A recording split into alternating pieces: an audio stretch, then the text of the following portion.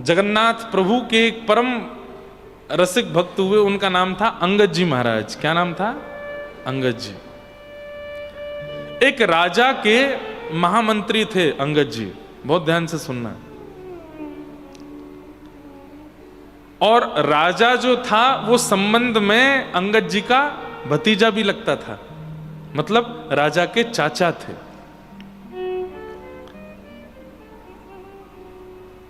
वैसे बड़े अच्छे थे, नियम से रहना, महामंत्री के, राजा के जो जो कर्म होते हैं उन सब का बड़ा ध्यान रखते थे, लेकिन धार्मिक नहीं थे, कथा आदि नहीं सुनते थे।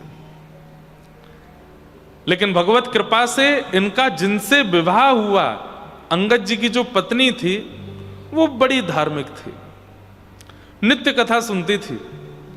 कथा सुनने में इतनी रुचि थी कि बस पता चल जाए कि पास के गांव में भी कथा हो रही है तो दौड़ करके जाती थी। और उसने इसी शर्त पर ब्याह किया था अंगद जी से कि आप मुझे कथा सुनने से, भगवत सेवा करने से, नाम जप करने से, अनुष्ठान करने से, ठाकुर जी की घर में सेवा करने से रोकोगे नहीं।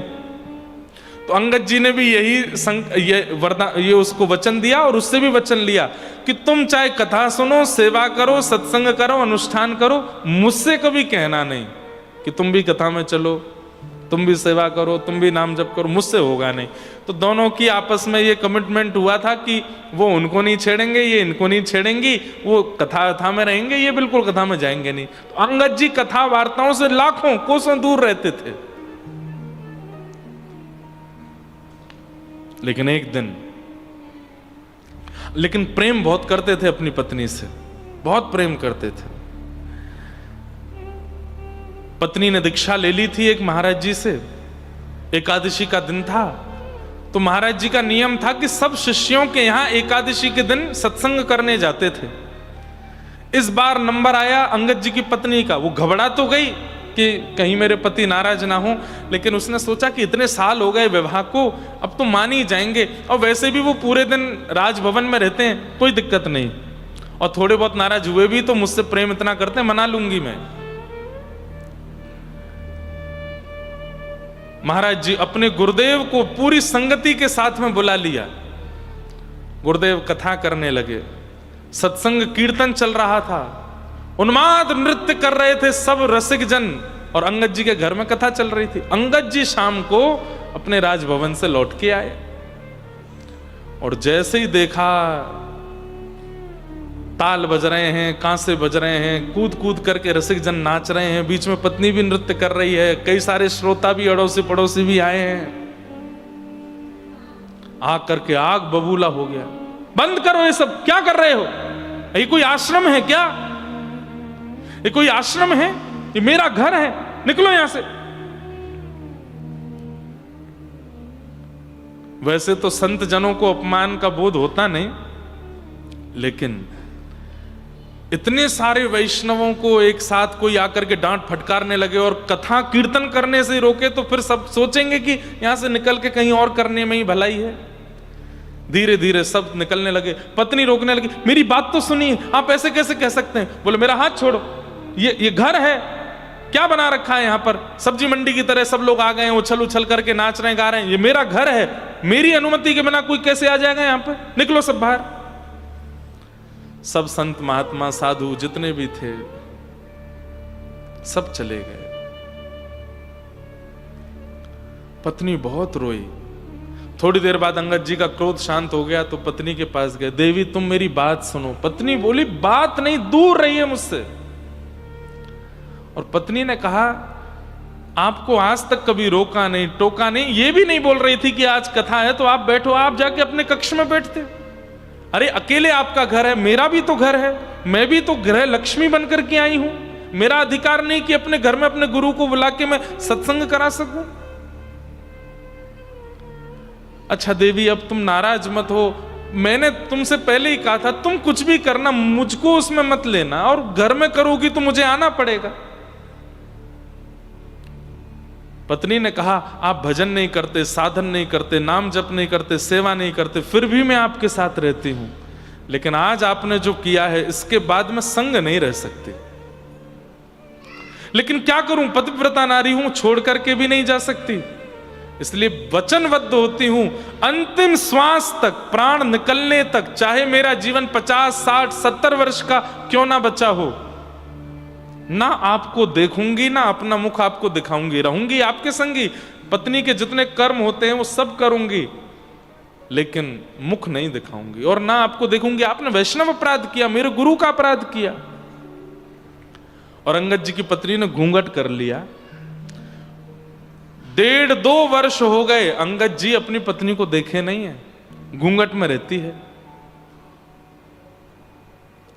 अब तो अंगद जी की स्थिति ऐसी हो गई, इतने बेचारे विषाद में चले गए। अब घर आने का उनका मन भी नहीं करता, पत्नी बात नहीं करती है, बस थाली लगा के दे देती है, कपड़े धर देती है सुबह, बस सब क्रम करती है, ना वार्ता करती ना देखती।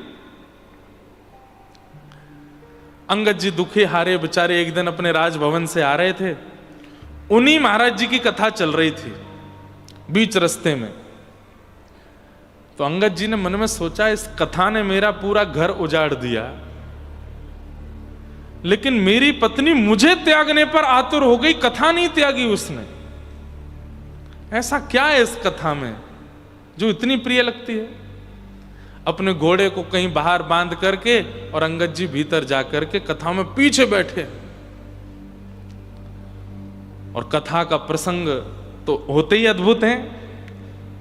प्रसंग सुनते सुनते अंगद जी का इतना मन लगा, इतना मन लगा, थोड़ी देर में सब उठ करके खड़े हो गए। तो अंगद जी ने पूछा, आप लोग सब खड़े क्यों हो गए? बोले कथा विश्राम हो गई, आरती होगी। बोले कथा विश्राम हो गई? बोले हाँ, इतनी जल्दी क्यों? बोले अरे भैया तुम आके बैठे तब से अब तक 4.5 घंटे हो गए। अंगद जी बोले मुझे तो पता ही नहीं चला, 4.5 घंटे, कितना अच्छा लग रहा था, कितने बढ़िया प्रसंग। अब कब होगी ये कथा? बोले अब यहाँ की तो सप्ताह पूरी हो गई, कल से महाराज जी के पास के गांव में कथा है। अंगद जी ने सब पता ले लिया, बोले कल मैं आऊंगा। वापस घर गए, पत्नी से तो बात होती नहीं थी। अगले दिन फिर वो दूसरे गांव में पहुंचे, वहां जाकर के कथा। अब पीछे से धीमे धीमे गति उनकी आगे आने लगी, मध्य में आके बैठने लगे, इधर बैठने लगे। अब तो ये कि कथा से 4 घंटा पहले आ जाते हैं, सबसे आगे आके बैठते हैं अंगद जी और कथा सुनते हैं। अब तो स्थिति ये कि नेत्र बंद हो जाते हैं, अविरल अश्रुधार गिरती है नेत्रों से, और हाँ नाथ कहकर के रोते हैं कथा में अंगद जी। 1.5-2 वर्ष हो गए, पत्नी को नहीं पता है कि ये कथा में जाते हैं। एक दिन उन्हीं के ही शहर में कथा थी। अंगद जी राजभवन से आए, पत्नी घर से आई, दोनों बैठे हैं कथा में अलग अलग। और ऐसे ही एक कीर्तन प्रारंभ हुआ। अंगद जी उठ करके भाव आवेश में जब नृत्य करने लगे, धीरे धीरे सबकी नजर पड़ी, कोई भाव में नृत्य कर रहा है। आगे बैठी उनकी पत्नी ध्यान से कथा सुन रही थी, पीछे मुड़ के देखा तो अंगद जी, और नेत्रों से अविरल अश्रुधार, और इतने भावावेश में नृत्य कर रहे हैं। पहले तो विश्वास नहीं हुआ, मेरे पतिदेव, ये अंगद जी महाराज हैं। थोड़ी आंख मीड़ करके और पास जाके बोली, ये अंगद जी हैं।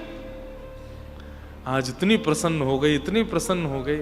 अच्छा, स्थिति देख करके पता चल रहा था कि ये एक बार में नहीं हो सकती है, हो सकता है। मैं तो वर्षों से बात नहीं की, 1.5 साल से कथा सुनते होंगे। आज घर गई, घर जाकर के चौक पुराया, बाहर दीप जलाए हैं, बढ़िया सुंदर। अंगद जी महाराज थोड़ी बहुत देर में जब घर लौट के आए, द्वार पर खड़ी है पत्नी। अंगद जी ने आकर के स्वयं नीचे नजर कर ली और कहा, देवी मैं आ गया हूं, तुम घूंघट कर लो।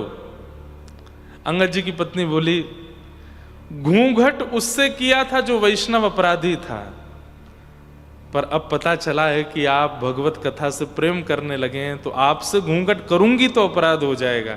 इसलिए नाथ, अब मेरे उस विषाद, मेरे उस विकार को अस्वीकार करें और मुझे स्वीकार करें। और चरणों में प्रणाम करके पत्नी ने वो नियम छोड़ दिया। लेकिन अंगद जी की स्थिति देख लो। अंगद जी आके क्या बोले, देवी लेकिन अब पहले जैसे तुम्हारे रूप को देखने की मेरी इच्छा नहीं बची। अब कथा सुनकर के नेत्र श्याम सुंदर को देखना चाहते। अब तो केवल एक ही इच्छा है कि वो माधव देखें। पत्नी और प्रसन्न हो गई, बोले कि मैं ये सुनकर के मेरा नृत्य करने का मन होता है, आप कैसे बदल गए? बोले पता नहीं, अब मुझे पता चला कि कथा तुम क्यों सुनती थी। सुनो, अब सब हमारे बीच में रजामंदी हो गई है, मुझसे अपराध तो बनाई, हम आचार्य से निवेदन करें और वे हमारे घर में आके कथा सुनाएं। दोनों पति पत्नी गए और जाकर के आचार्य से निवेदन किया। सप्ताह कथा अंगद जी ने अपने घर पर कराई और पूरी कथा यजमानत्व में बैठ करके सुनते थे। यही प्रसंग पूरा नहीं हुआ, अंगद जी की चरित्र बहुत सुंदर है।